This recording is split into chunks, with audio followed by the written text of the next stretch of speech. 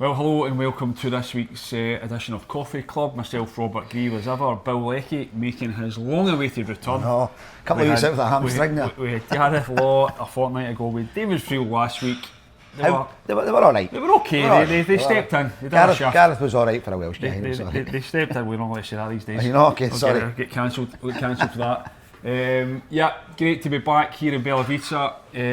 Again, it's been a huge week, I think it's fair to say, in Scottish football. Yeah. One that will probably live long in the memory for Rangers fans, but probably not for the right reasons. What an extraordinary result at the weekend. Rangers 0, Queen's Park 1. Talk me through it. Amazing. Incredible. Amazing. It takes, for something like that to happen, it takes a huge amount of circumstances to all kind of align at the same time. And you know, it takes the big team to play at 5 out of 10 rather than 7 or 8 out of 10. 5 out of 10. We'll come to that. Being kind. I'm being kind, but it takes that as a starting point.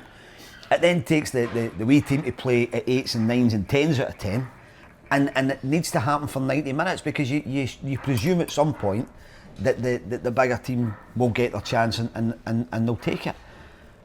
But I'll be honest, Robert, the longer that game went on, the less chance I thought there was of Rangers of doing anything. They were just aimless. Yeah. And Queen's Park just got better and better, and you could see as the second half went on, they actually started to believe that something was going to happen. Yeah. First things first though, how is Philip Clement still in a job right now? Well, financial reasons, possibly. Yeah, but seriously though, surely, for me, any Rangers manager that loses to Queen's Park in any serious competitive game, there's no debate about it. Robert, I've said and what has to happen for Rangers now? We've been talking about Philip Clement and been under pressure for a number of weeks now, number of months now. I first wrote his time was up after the Motherwell game, the 2-2 game in December, off the back of St Mirren beating them. Couldn't understand then why. Well, I can understand in terms of the financial. Right, the financial things are an issue, right? But as a manager, issue. the fact that he has this extraordinary blip thing going on in Europe where they're doing well. Now we've talked before about the reasons and the tactical reasons why they can play a different way in Europe and maybe get different results. But in domestic football, every time he comes up a team who are obstinate against him, he loses. You know? Yeah. And he just doesn't know how to get round it. And what's worse for me, if I was a Rangers fan, would be to listen to him after a game like Sunday where he comes out and says, well, we made 142 million chances. That's the thing, Bill. And we're a young team and we're building and there's a project. And I would just be throwing things at my television. Yeah, 100%. Chris Boyd touched on this in his column earlier. You mentioned that thing in your stuff as well. I think that's the thing that's killing him more than anything. It's Rangers fans. Well, Boydie summed it up. He doesn't get it. He doesn't. That's my point I'm going to make. He just doesn't seem to understand. When you come into that press conference after that game and you're then going to spout out, "Oh, we created this chance, we created that chance, we had this amount of possession." You're like, no Rangers fan is sitting watching that going, "Do you know what? I feel like you're right. You're right." Aye. I mean, and listen, I know that to a certain extent you can't always pin it on a manager when a team like. Rangers could have won that game 6-1, right, easily, with the same performance, with the same overall performance, because they created enough chances. However, it doesn't matter. They didn't. What happened when Celtic lost to Inverness Cali Thistle in 2000? Nobody remembers how many chances. The stats are irrelevant. No. The only stat that matter is the fact that the final score. Absolutely. And that's the same. And I think it does not serve Philip Clement well that he continues to go down that road, and it continues to fail to understand or grasp the severity of the situation. If he wants to talk about stats, he should have been honest and said, listen, we created 28 chances and took none. They created 1 and scored that. There's the bottom line. It is not good enough. Yeah. There's no point using 28 chances or whatever it was, 128 chances, as a reason why you played okay. Yeah. Listen, at the same time, I don't think that there's very few things that Philip Clement can come in and say after a game like that that's going, other than coming in and saying, hands up, I'm away. Right, which he's never going to do. He's never going to resign. He's never going to walk away for the contract. He's never going to walk away for the payoff. But he can still put his hands up to right, exactly. What's happened? Exactly. But it is, in all fairness, it's a very, very difficult situation for any manager to be in to try and talk your way through that. But to say continually say the things he says, you're like, what? Why? And he's been that? saying it. You go back to the 3-0 defeat at Parkhead at the start of September. and he comes out and says, well, it was 3-0, but it could just as easily have been 3-3. We had the same amount of shots on goal as they did. Moral victory. And all that. And you think, stop talking now. And then that was the piece I wrote the next day, was it is ridiculous for any man to claim, and then he claimed that day, judge me in January. Yeah. Well, January's come and gone and he's been judged. Yeah. I do get the impression though, you wonder if he actually knows that he's bomb-proof. That he knows that... Well, he says he is. I mean, I went through a period maybe a few months ago where I actually thought he actually wanted the sack. I actually wondered if he was just saying, like, well, I can say and do what I like because I'm done here and let's just and at that cut time, to the chase. At that point, the Belgium job was up for grabs, so it's just not anymore. And maybe that's inaccurate. Maybe that's doing him a disservice. Yeah, maybe. But you know, I wonder if he realises the club don't have the money. I mean, he will realise the club don't have the money to end it. And he's probably thinking, well, it's irrelevant what I say because I'm bomb-proof. You know, well, he said it after the game. Because ultimately, Bill, if Rangers are not going to part ways with their manager after losing to Queen's Park, they're not going to part company with their manager. If he survives this week and it's still on the manager at Tynecastle on Sunday, then it's almost irrelevant what happens at Tynecastle because it's not going to get any worse for Rangers. And no disrespect to Queen's Park, who were exceptional, it doesn't get any lower for Rangers than that. I suppose the next staging post is if they were to lose in Europe, the club might say, well, we might as well, because that's the only thing he was any good at was getting results in Europe. If they're not doing it this week, Bill, if they're not doing it back losing to Queen's Park, they're not doing it. I think you're probably right. And he knows, because he said openly both on TV and in the press conference after the game when he was asked, you know, do you think the board will? Do you think you have to consider your position? No, he was very bullish. No, I think I'm fine. Yeah, I do.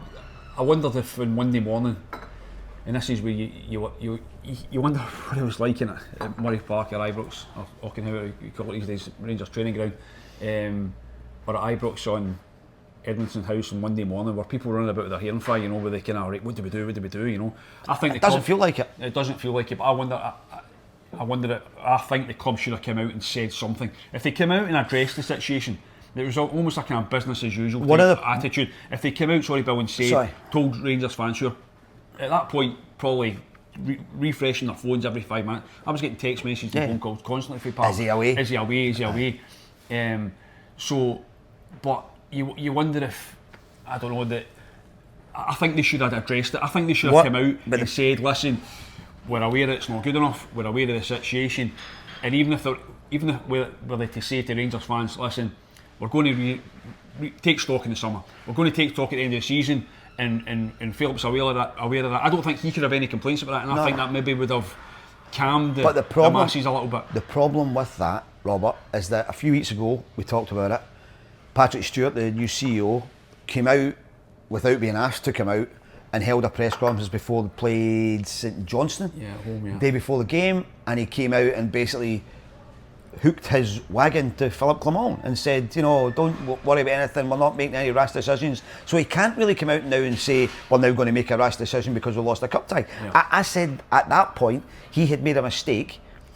He had put his eggs in Clement's basket, and it was a mistake for him to make. And it then proved it because the chairman then turned up with Patrick Stewart in a hospitality lounge at the next home game saying, well, when we said that, what we actually meant was... Yeah. You know, and I think they've talked themselves into a terrible corner, Rangers. Yeah. I think, listen, if you look at it from the other point of view, we've seen so many managers emptied for jobs prematurely, and we've sat here and we've sat talking about it afterwards thinking, like, why did they jump so soon? Oh, Gio Van Bronckhorst is one problem. Not even just at Rangers, you threw it at every club. You know, Hibs have done it countless times, Hearts have done it, Aberdeen, maybe not Aberdeen, but, you know what I mean, they've kind of... Yeah, they push the button. They listen to the fans. They listen to the anger, and the board gets scared. So, is there any credit to the Rangers board whatsoever for trying to, as the famous quote was from John Bennett months ago or a year ago, we don't want to rinse and repeat. Which I get the sentiment of that. Absolutely, I get the sentiment of that because Rangers can't keep continuing to change manager after manager after manager. So, is there any credit they're due for the fact that they aren't kind of reacting to public opinion? Only if they have a project and a process that they're confident Philippe Clement can deliver. Yeah. Now, so far they haven't given any intimation of what that project is, just that he needs time, right? Now, they've just had another transfer window where they really haven't done very much to show back in form. Well, they can't. No, well, they can't. That's the whole point. That's not a conscious decision. Well, it is a conscious decision because you say we consciously can't go out and spend money we don't have. No, but I consciously can't go out and spend £1,000 on a suit. You know what I mean? No. It's like, because I can't afford to spend £1,000 on a suit. They've done it before. A long time ago. No, they had no. Rangers, no, not you. No, you spent £1,000. No, far off. Rangers have done it before. Rangers to their absolute disaster and have look, spent money they didn't have. look what happened. So you understand that they're now trying to live within their means a little bit more. I just think there's a lot of confusing messages coming out from Rangers saying we need to back this guy, we need to back this project where he wants to turn it into a younger, fitter, more dynamic squad, but then not really giving him the bodies to do it. Even the youth thing that he's going through. That's a. But he stumbled across that. It's a smokescreen. He stumbled across that. The B team's been emptied. Yeah. They've got kids there that they need to try and promote or get them out the door. And by accident, NCL's come into the squad. Excuse me, not by accident, but necessity. Necessity, yeah. So that's not been him plucked out of the 20s and going, listen, baby, this boy's the next big thing. Let's get him in the team. He's better than Robin Proper, which, by the way, he is. But that's not particularly saying very much. But it's like.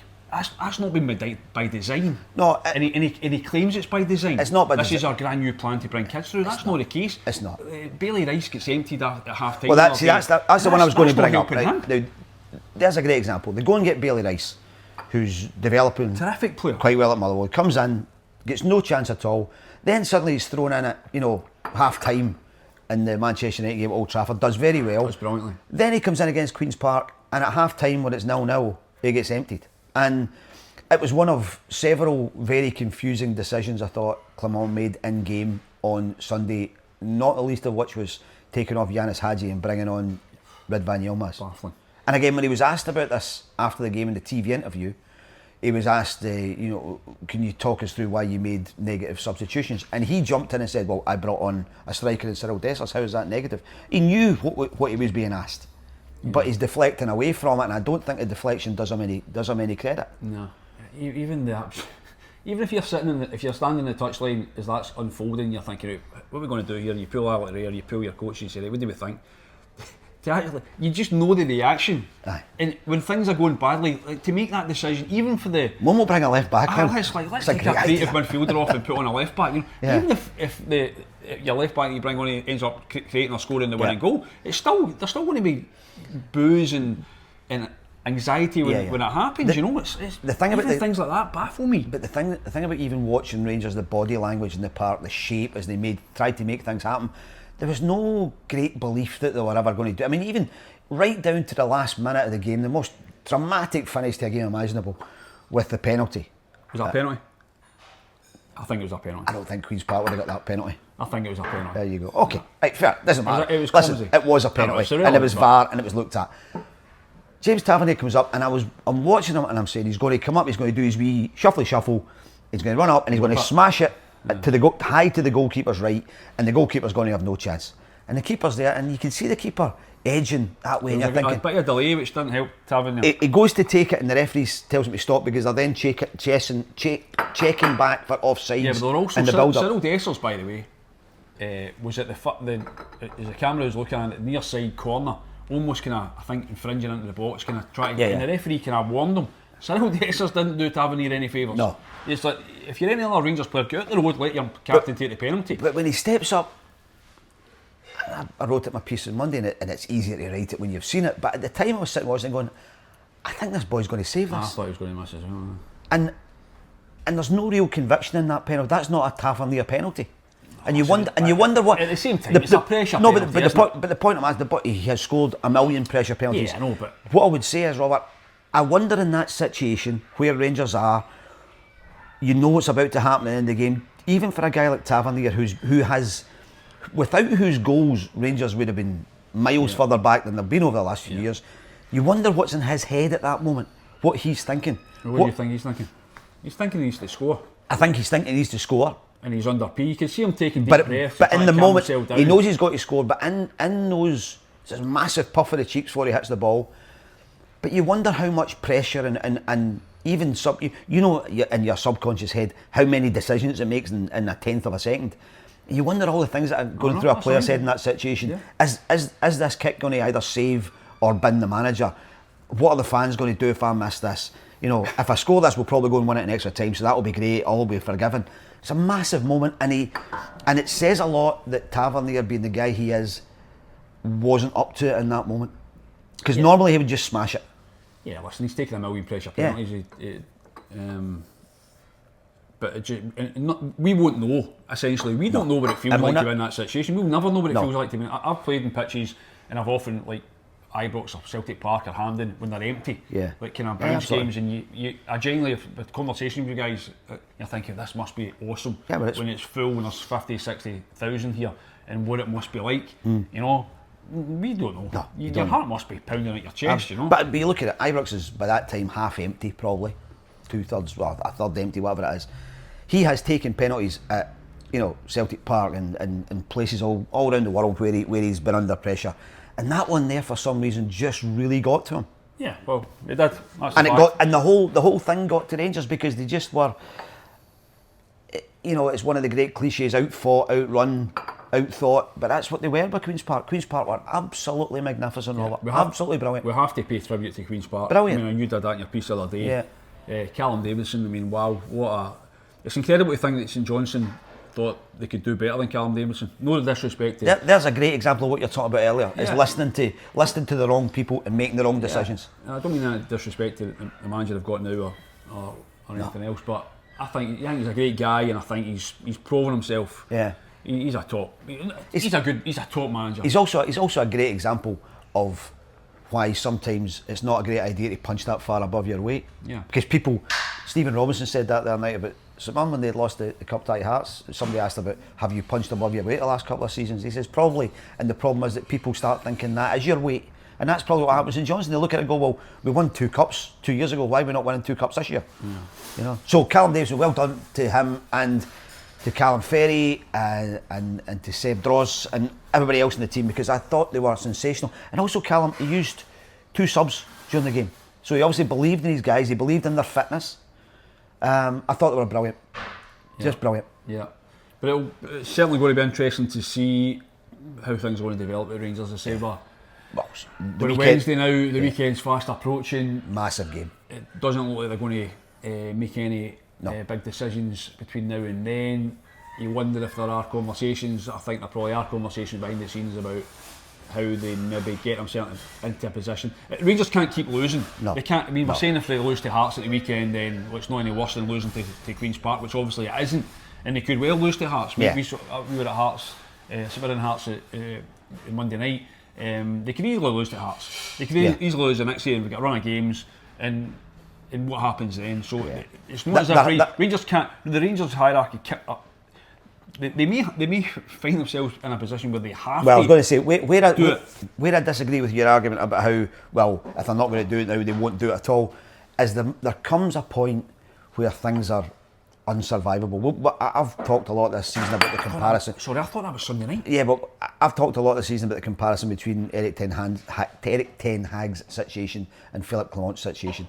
And Ten Hag went games where you went, oh, they must sack him, 3-0 at home with Bournemouth, whatever.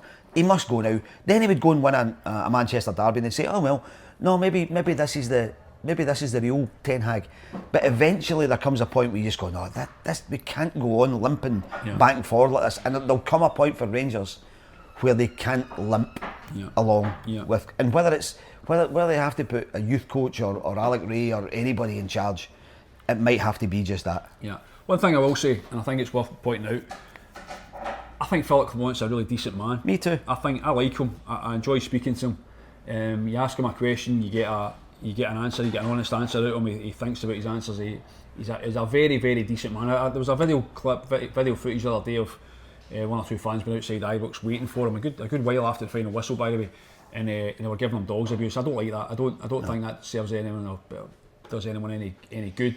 He did well to just keep his head down and walk straight out the way.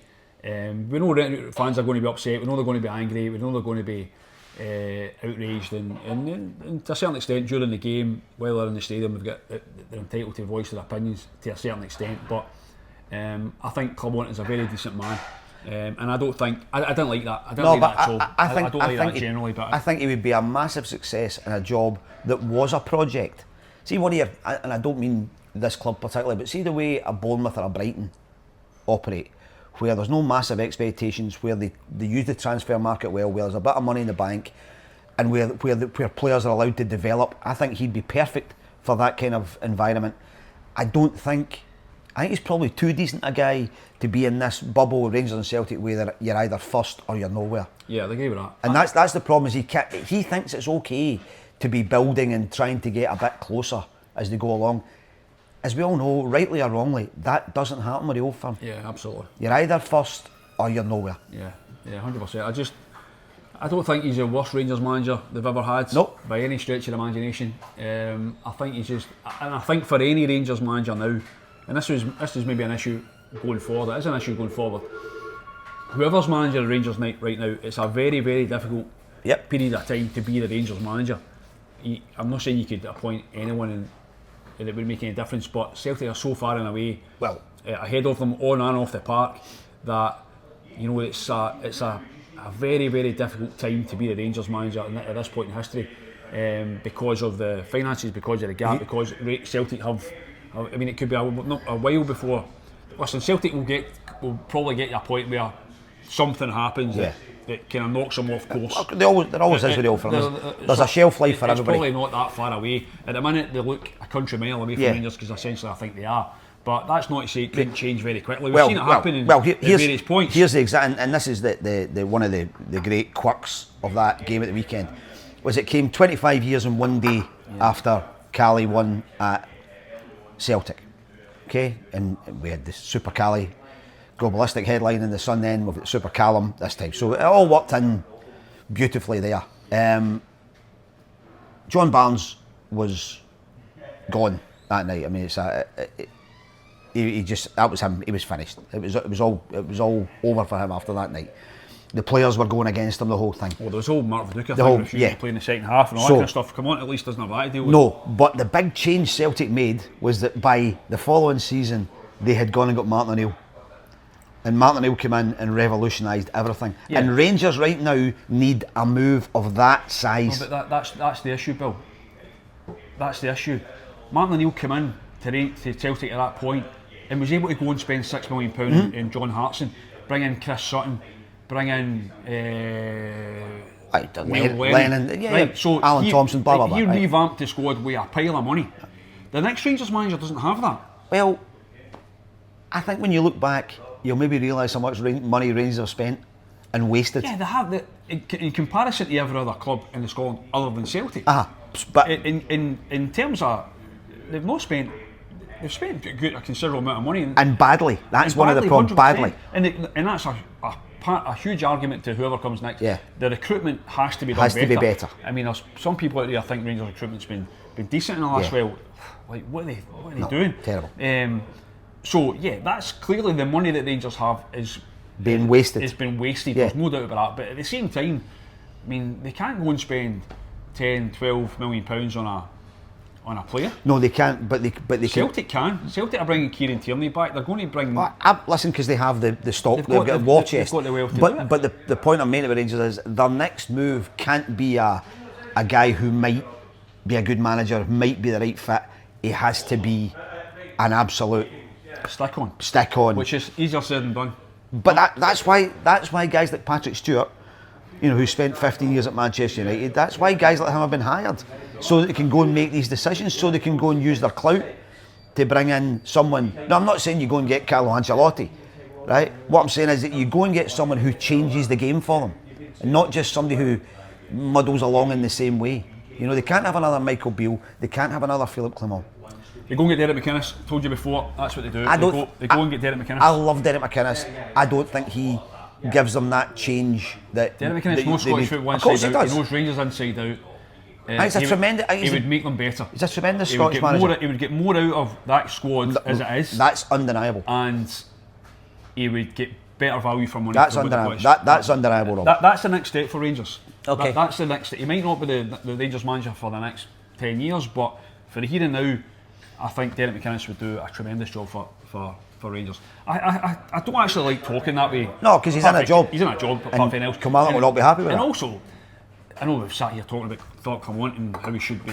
He's also still in a job. We're surprised he's not in sack, but there's something. I don't particularly like sitting here talking about guys getting emptied. I genuinely don't. But it's life. But it's life, and it's also. But we've been in this game long enough to just be surprised by events. Yeah. And that's essentially what we're talking about here. There's not a Rangers fan out there who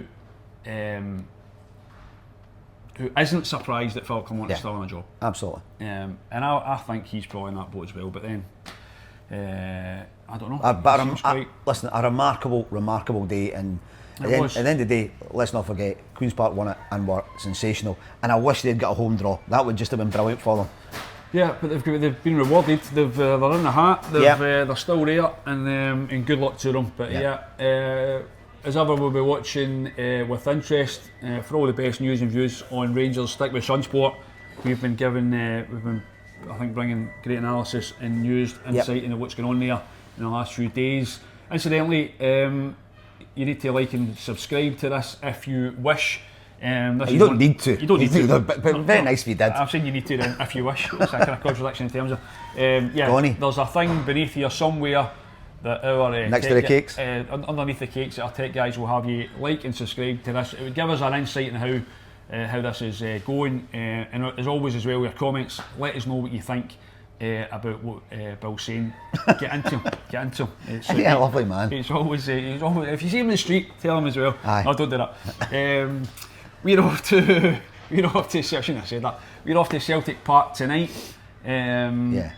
What is a huge, massive Champions League playoff. It's a very exciting game for the last 16. Celtic against Bayern Munich. I tell you what, I'm thoroughly looking forward to. Very much so. Celtic Park. Goals, without a doubt. You think so? Oh, there's goals. Goals. Aye, there's goals. Is Harry Kane an absolute stick on his score? Is that kind of feeding the worst for Celtic will hope not, but I mean he just scores goals for absolute fun over in Germany.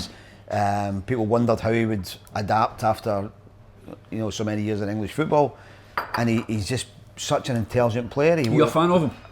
As a player? Yeah. Massively. Are you? I think he's a diver. Yeah, I don't like him. I don't like the diving. I don't like him at all. He's a good player. I think he's I don't like his antics. I don't think I'd invite him here for lunch with us, but I don't think he's that kind of guy. But his antics are a bit nonsensical. But what a finisher! Yeah. And what a creator of goals. He is the guy who every striker now wants to be Harry Kane, because they all want to say, well, I am a number 9, but I'll drop into 10 and all that. And he's the only one that does it with such ease. Yeah. And the thing about him is, Celtic are going to be watching him like a hawk tonight, obviously.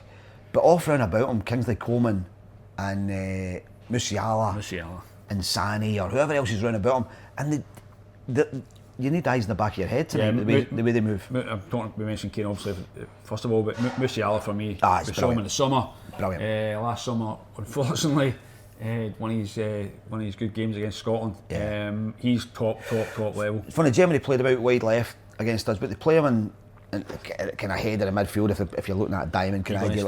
No, I'm not going. I'm going to move Tiramisu in a minute. Please don't. And he plays up there, and he's just in and around everything. He's tremendous. Kingsley Coman will probably play off Kane up front, and Joshua Kimmich will hold the midfield. They're such a good team, and they're missing a few players, but they never seem to miss a beat when they have to bring replacements in. Yeah. I spoke to Callum McGregor the other day after they beat Wraith Rovers on Sunday, and he made the point quite emphatically actually that he thinks Celtic have to win tonight. There's no doubt. You think so? You go along with it? I would say that if Celtic are to have a really good chance of going through this tie, they would need a 2-goal lead tonight. 2-goal lead. Wow. 2-goal lead. Wow. You're probably right. Because. But at the same time, I think right now, in all honesty, would Celtic take nothing each, one each? You'd bite your hand off for that right now. Celtic will take anything that keeps them in the tie. That's what I mean. No, whether it's a 2-1 defeat, a 1-1 draw, a 0-0, whatever it is. I think there are goals tonight. I think Celtic will score. Maeda's a great boost for him, isn't it? Honestly, I had, as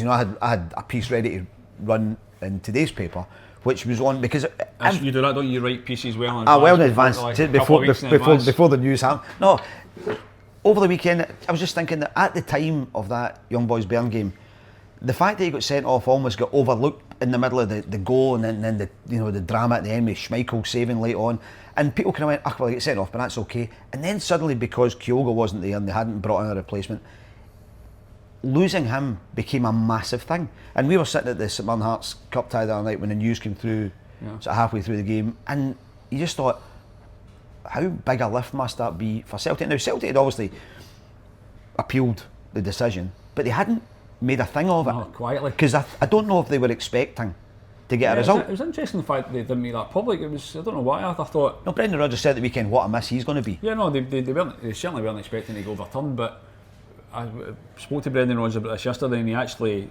told us that when the kind of rap sheet came in, I think Thursday, Friday last week from UEFA, that's when you can make your decision to appeal it, and you can then see the wording of what he's basically have accused or found guilty of to have done.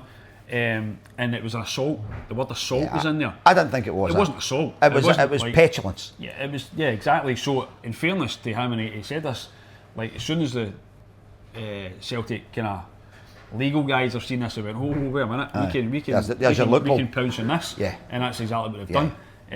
But equally, it shows that Brendan Rodgers wasn't expecting it to happen, because absolutely not. Imagine Dyson Maeda played 90 minutes in the last 3 games. It was, as he said himself, he ran the legs off him. Dyson Maeda could play 90 minutes 4 times a day, to be quite honest. Play 90 minutes this afternoon. And he has developed. He was always incredibly quick, incredibly busy. Nobody works as hard as he does. He's as honest as a day is long, but he's developed this season a finishing ability that he used to have when he was at Yokohama, but he never really showed in the last couple of seasons with Celtic. And suddenly this season he's got the confidence in front of goals, which makes him a massive player. Yeah.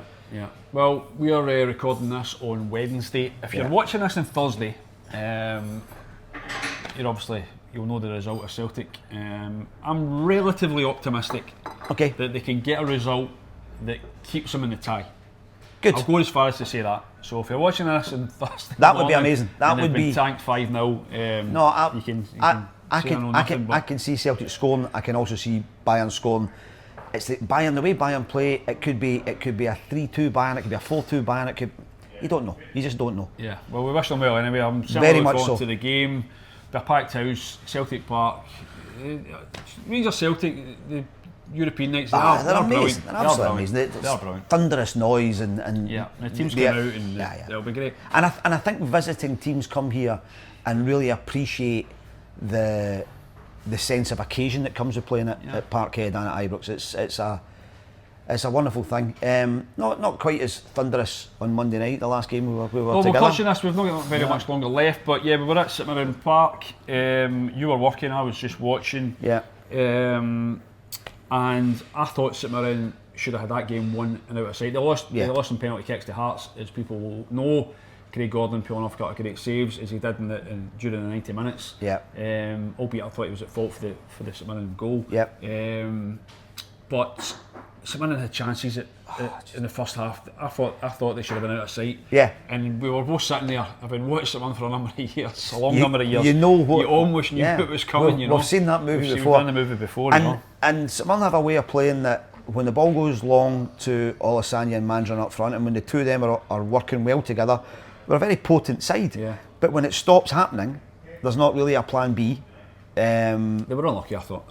What about Hearts? Because there's been a bit of change there. They brought in some new players. Neil Critchley's doing really well. I wasn't convinced that he was going to, and you still don't know what his long game is with Hearts, how he's going to do. But 8 games now without defeat, 6 wins, couple of draws. They've tightened up at the back really well. They defended really well the other night. And he's finding something that they didn't have before, which is a way of getting into the box and creating chances. Elton Kabangu is a really good signing from Belgian football. He's very quick, very direct. But the one that I'm massively impressed with, that Critchley's given his chance to properly, is James Wilson. 17, still at school. Well, he was on the bench. He came off the bench. And he came off the bench the other night, and I think he changed the game, because he dragged Hearts 20-30 yards up the park. He commits defenders.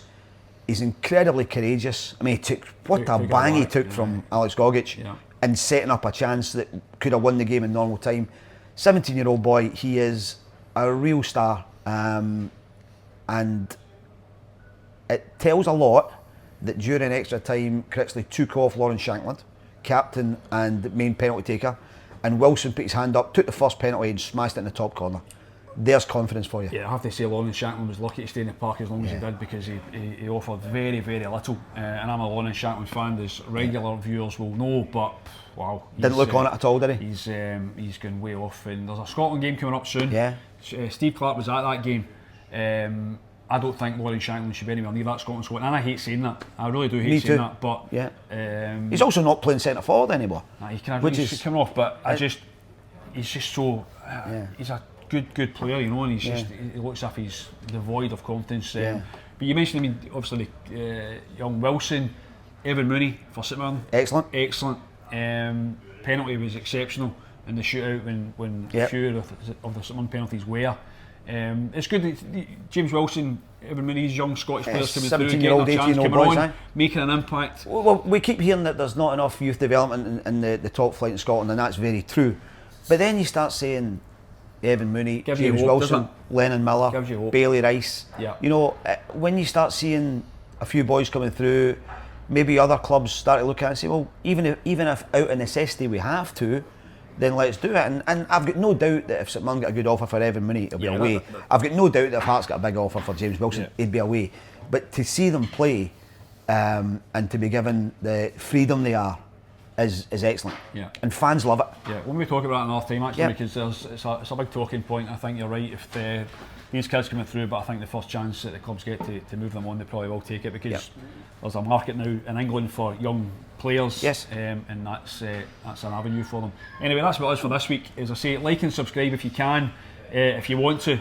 You don't need to. You don't need to, but if you want to, we are going back to the scene of the crime next week. We're going back to Munich for Celtic's second leg. We'll both be there. So Coffee Club will be coming to you, hopefully, from some little cafe in München. And we'll discuss. We won't have this though. We won't have this. We won't have this tray of tiramisu and we won't get the hospitality that we get. Carrot cake, ginger cake. It's beautiful. But yeah, we're looking forward to the trip actually. And as I say, hope from Celtic's point of view, they're still in and for our fans that are all going across there, that they're still in the tie. But we'll be dissecting that match and everything else next Wednesday. But again, thanks for joining this week. Like and subscribe if you can, if you want to, you need to, and we will catch up with you again next week.